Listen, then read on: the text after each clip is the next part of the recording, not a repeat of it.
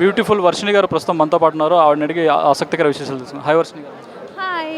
Nails and beyond దీనికి రావడం ఎలా అనిపించింది ఏంటి?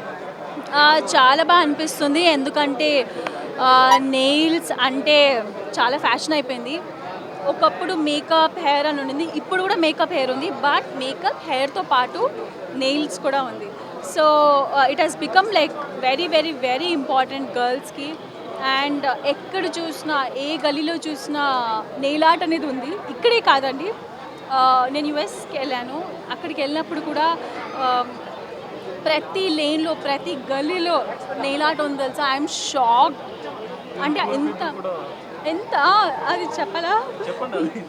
నేను అక్కడికి వెళ్ళినప్పుడు, షాపింగ్కి వెళ్ళినప్పుడు I have seen a women holding homeless అని బోర్డు పెట్టుకొని ఆవిడకి నెయిల్ ఆర్ట్ ఉంది తెలుసా. నేను ఎంత షాక్ అయిపోయాను. Oh my God. Okay, wow. I mean అంత ఇంపార్టెంట్ అయిపోయింది అంటున్నాను నేను, అంతే. ఇంకో రకంగా అనట్లేదు. And I wish nails and బియాండ్కి గుడ్ లక్. ఇంకా బ్రాంచెస్ ఓపెన్ చేయాలి. Thank you. చాలామంది యాంకర్గా వచ్చి యాక్టర్ అవుతుంటారు, కానీ మీరు యాక్టర్గా వచ్చి యాంకర్ అయ్యారు, ఏంటండి అది? నాకు ఏ ఆపర్చునిటీ వచ్చినా అది నేను చేస్తాను, నాకు నచ్చితే. సో అలా ఏది ఫస్ట్ వస్తే అలా అది ఫస్ట్ వచ్చింది చేశాను, ఇది వచ్చింది చేస్తున్నాను. ఇప్పుడు మళ్ళీ సినిమాలు కూడా చేస్తున్నాను, వెబ్ సిరీస్ కూడా చేస్తున్నాను. So yeah, I'm doing everything. మీరు ఇండస్ట్రీలోకి వచ్చి దాదాపు 15 years అయిపోతుంది. నేను కాలేజ్లో ఉన్నాను.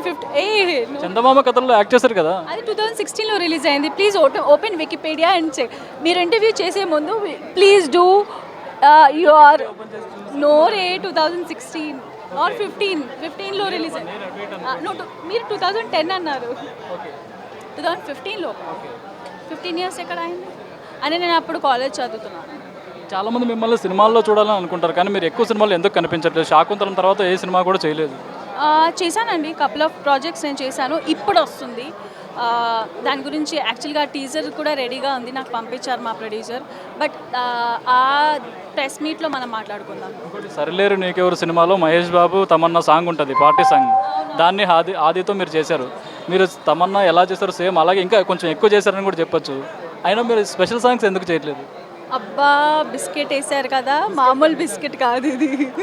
So no, I take that as a compliment. Thank you. And నాకు నచ్చితే నేను చేస్తాను. నాకు అలాంటిది మంచి ఆపర్చునిటీ వస్తే చేస్తాను.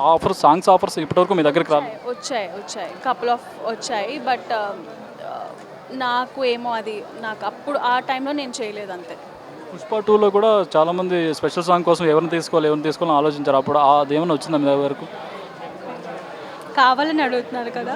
లేదండి, ఐ మీన్ దట్ ఈస్ అదంతా పెద్ద వస్తే చాలా బాగుంటుంది. I will be very happy. But let's see, fingers crossed. Thank you. మూవీస్లో చేయడం మీకు ఎక్కువ ఇంపార్టెన్స్ ఇస్తారా, లేక షోసే ఎక్కువ ఇంపార్టెన్స్ ఇస్తారా? అలా ఏం లేదండి, నాకు అన్నీ నేను వర్క్ లాగే చూస్తాను. నాకు ఏది నాకు వస్తే, నాకు ఆ టైంకి నాకు కరెక్ట్ అనిపిస్తే నేను అది చేస్తాను. హైపరాదితో ఆ రోజు ఆ సాంగ్ చేయడం ఎలా అనిపించిందండి? ఎందుకంటే ఇప్పుడు హైపరాది పొలిటికల్లో కూడా బిజీ అయిపోయారు. ఏ సాంగ్? పార్టీ సాంగ్ బాగా అనిపించింది. He's my friend, so it was good. Thank you. ఇది ఇంటర్వ్యూవా? Thank you. సరే.